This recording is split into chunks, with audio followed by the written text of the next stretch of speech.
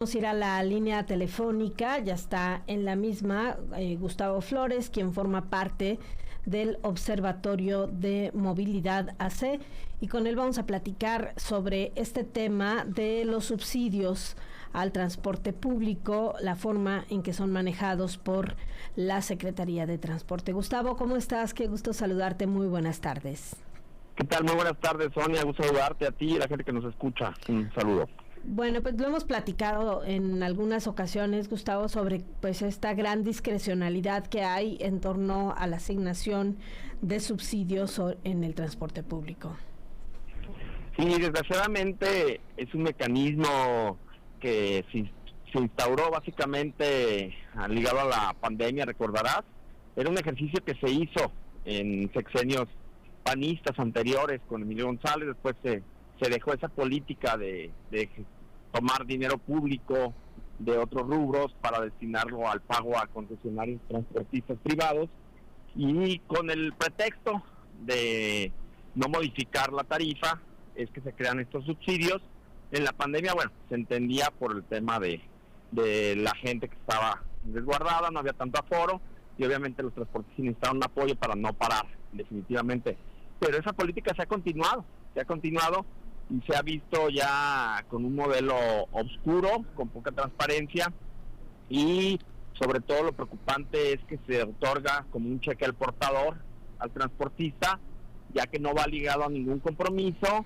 Pero a final de cuentas lo increíble también es que ni con ellos se queda bien, porque vemos constantemente quejas de los transportistas de que esos subsidios les llegan tarde, les llegan condicionados, les llegan como una forma de presión de la autoridad para ciertas operaciones que quizá también se puedan vincular a corrupción, de manera que ese modelo de subsidio pues no queda bien con nadie, ¿no? Claro, y además pues el subsidio se entrega directamente al transportista y no al pasajero, ¿no? Que ese es otro punto. Nos han querido manejar el discurso de que el subsidio es a la gente porque se subsidia el viaje, pero definitivamente no. Aparte de que tenemos, Sonia, la simulación, pues tú sabes, de la ruta empresa, porque al final de cuentas ya los accionistas, al no estar vigilados, al no estar supervisados, pues se están volviendo al modelo de hombre camión, y cada quien está administrando sus recursos, y realmente el tema de empresa se deja simplemente para actos jurídicos con autoridad, de manera que la gente que opera la ruta pues se queda con ese subsidio y no llega directamente a todos, ¿no? Entonces, ese subsidio va a las empresas. Vemos la lista que se publicó, donde hay varias empresas que acaparan. Tiene la lógica, obviamente, de que son operadoras de transporte masivo, como son los de BRT, pero que eso no justifica el hecho de que se entregue ese tipo de cantidades. Vemos rutas que reciben pues prácticamente entre casi 400 millones de pesos, imagínate, del presupuesto del Estado para una empresa privada, lo cual pues no es lo ideal en ningún modelo. Claro, y la otra parte que tiene que ver con esto que mencionabas, no hay de alguna manera una exigencia a cambio de estos millonarios recursos que se entregan, ¿no? Así es, no hay una exigencia a cambio, y te digo, a final de cuentas los grandes acaparadores pues también son indirectamente beneficiarios de la infraestructura. O sea, nosotros como Estado, como ciudadanos, pagamos impuestos y se construye todo el sistema de estaciones, de carril confinado, se invierte en la infraestructura que estas grandes operadoras después utilizan, y todavía son las grandes acaparadoras del subsidio. Entonces, pues es un modelo de negocio pues que ha crecido en estos últimos sexenios, pues muy favorable, qué bueno para el que invierte, pero que al final de cuentas deja en desventaja a los demás. Y vuelvo a repetirte, es como un cheque al portador, porque reciben subsidio, reciben la infraestructura, y desgraciadamente tenemos estaciones que tienen muchas deficiencias en la infraestructura de elevadores, tienen mucha deficiencia en la apertura de puertas, hacen falta unidades suficientes cuando ya se les está apoyando de más. Entonces es la parte que parece que la autoridad ha dejado de lado y que nosotros estaremos observando de manera directa para que se cumpla. Claro, y la otra parte es pues la falta de claridad y transparencia sobre realmente cuántos usuarios hay, por qué se beneficia a determinadas empresas con mayor con mayor subsidio, y también por qué este subsidio no se refleja en una mejor calidad. En particular, algo que se ha estado mencionando en los últimos meses, que es la frecuencia de paso. Sí, nosotros, como bien sabe, hicimos una recomendación en en nuestra instalación, hicimos una recomendación de 7 puntos para el transporte público en general, y uno de ellos iba ligado precisamente a esta parte de la transparencia de los subsidios, que fueran transparentes, que todos supiéramos cuáles son los subsidios y qué cantidad se están entregando, y además que no fuera un cheque portador, como te lo decía al inicio, que realmente fuera condicionado a mejoras en el transporte, a mejoras en la inversión de unidades, al equipamiento de las mismas, pero pues desgraciadamente no está pasando así. No vamos a dejar de mencionarlo y referirlo, de manera que podamos tener transparencia, sobre todo porque son recursos públicos.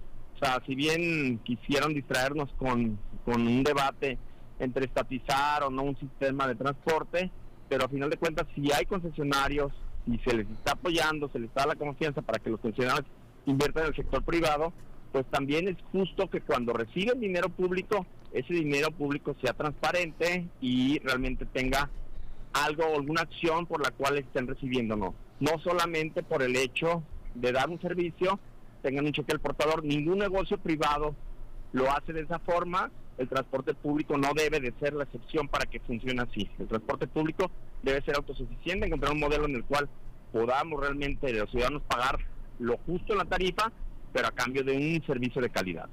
Claro, de hecho, hace unos días el secretario de Transporte señalaba que no se podía estatizar el servicio de transporte y decía ni que fuéramos Venezuela, pero la verdad es que el subsidio pues hace dudar de cuál podría ser la capacidad financiera del Estado en el manejo del transporte público, ¿no?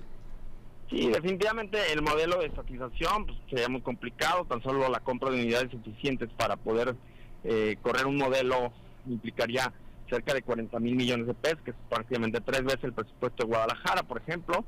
De manera que sí no es viable, pero sí necesitamos un Estado responsable que esté regulando y que esté vigilando que los sistemas concesionados realmente funcionen como deben de funcionar.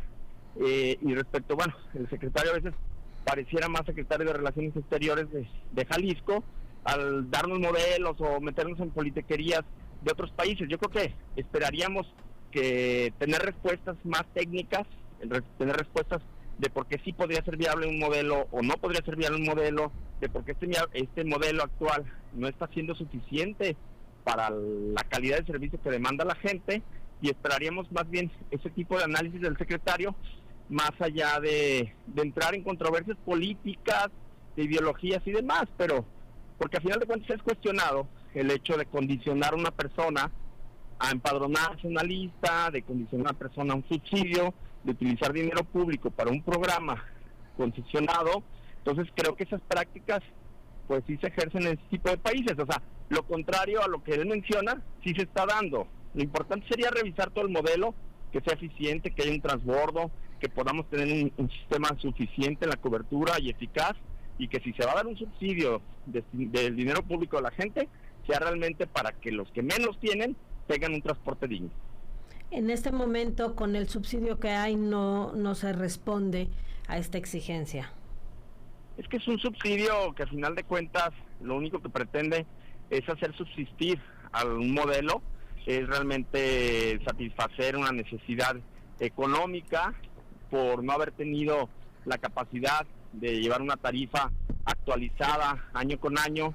Se tuvo una política de no actualización de precios reales del transporte, y obviamente cuando volteas para atrás y ves que no hubo un ajuste a la tarifa del transporte durante 6-8 años y pretendes hacerlo en un solo golpe, como era ese que intentaron el tarifazo de 47%, pues obviamente genera un desequilibrio en la economía de las familias, y que ahora se supone eso se subsana con un subsidio, aunque a final de cuentas se dejan hacer otras labores del Estado con ese dinero, porque se destina precisamente a pagarle concesionarias.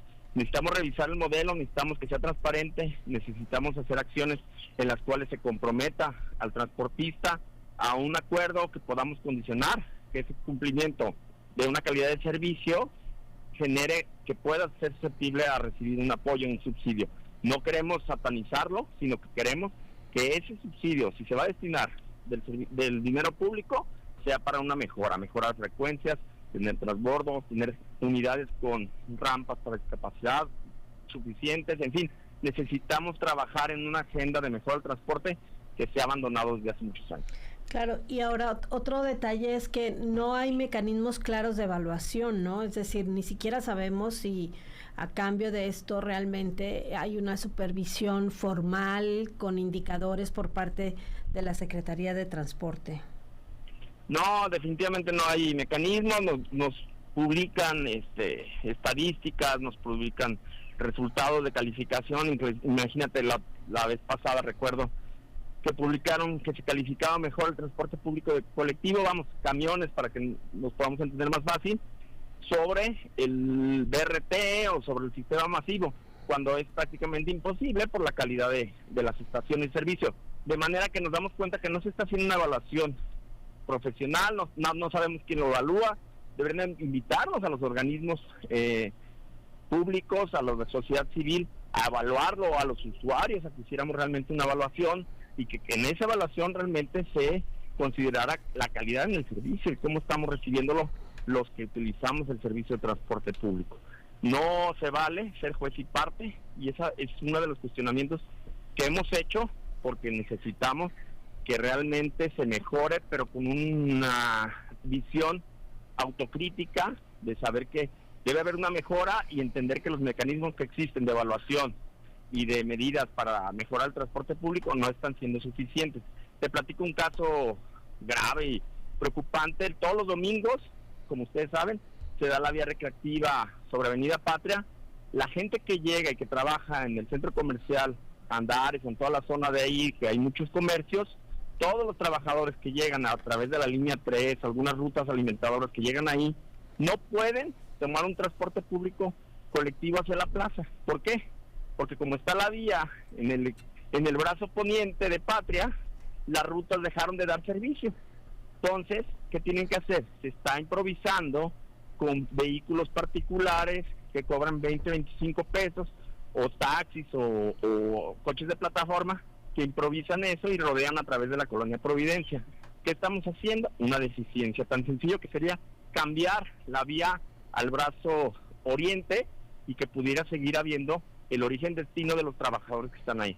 Soluciones tan concretas que se han denunciado muchas veces por parte de los usuarios no se resuelven, Sonia. Entonces, la verdad, hay una cerrazón para poner soluciones tan prácticas como esta. Por supuesto. Te agradezco como siempre, Gustavo, mucho que nos hayas tomado esta llamada. Gracias por compartirnos pues esta visión y bueno, pues supongo que pronto también el observatorio estará haciendo sus propuestas formales acerca de toda esta agenda, ¿no? Sí, nosotros hicimos la presentación de la recomendación, los 7 puntos al gobernador, lo hicimos también formalmente por escrito, pero estaremos detallando cada una de las recomendaciones en los próximos días, de manera que pueda socializarse más y podamos generar agenda, ¿no? Estamos en la apertura del diálogo y en lo que podamos colaborar desde la Observatorio de Movilidad AC, estamos para coayudar. Muchas gracias y buenas tardes. Al contrario, gracias a ti. Gracias, Gustavo Flores, del Observatorio de Movilidad AC. 1:47 p.m.